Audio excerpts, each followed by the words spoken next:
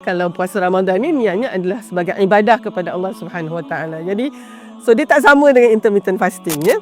Kalau kita tanyakan pada diri kita sendirilah kan, bila kita yang selalu makan itu tiba kena berpuasa sampai 12 jam, mesti ada kesan sampingan. Kesan sampingan yang biasa dialami khususnya pada awal Ramadan. Pertama adalah dehidrasi dan ketidakseimbangan elektrolit ya.